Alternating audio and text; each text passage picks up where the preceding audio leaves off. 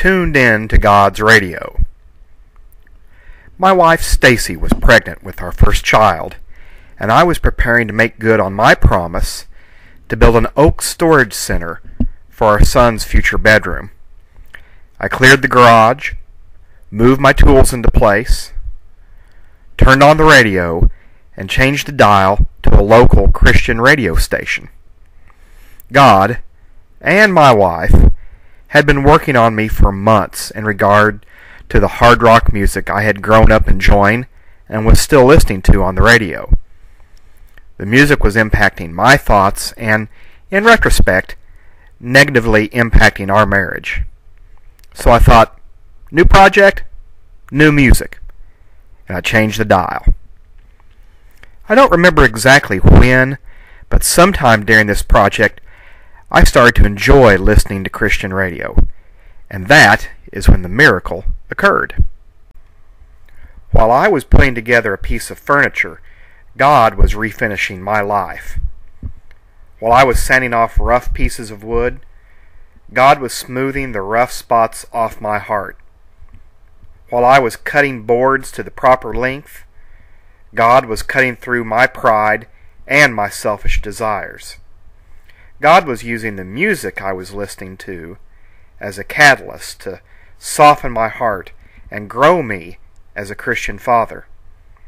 I know in my case, the truth set to music began to heal my mind and increase my love for Christ. For several months, I worked on that piece of furniture for our child. I'm not as fast as some. I sanded, I glued, I screwed and nailed pieces together. I gave that red oak 2 coats of stain, and now I was adding the final layer of lacquer. And that is when it happened. Stacy came into the room holding the stopwatch and her stomach. I jumped up, I grabbed the bags, and I headed for the door. And then I remembered I had to put one more coat of lacquer on before I could call the project done. I wanted to keep my promise, so I headed out to the garage. I began spraying lacquer while Stacy helped herself into the car, holding on to the homemade milkshake I had made her just 10 minutes earlier. By the time I had ended that project, God had used music to change my perspective. I'd gone from listening to rock to purchasing a new CD of Christian music by John Elefante.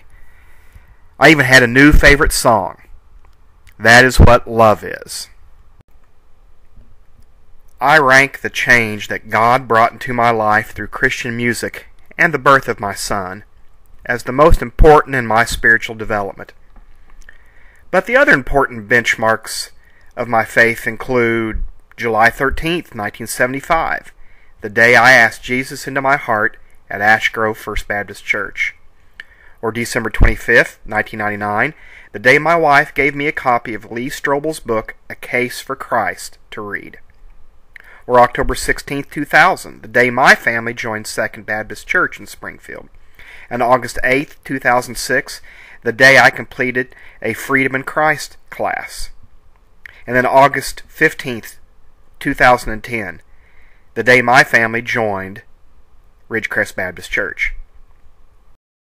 God brought me to that very moment.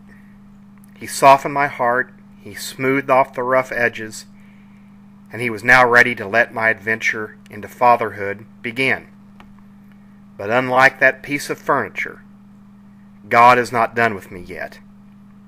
And I'm reminded of that every time I turn on the radio.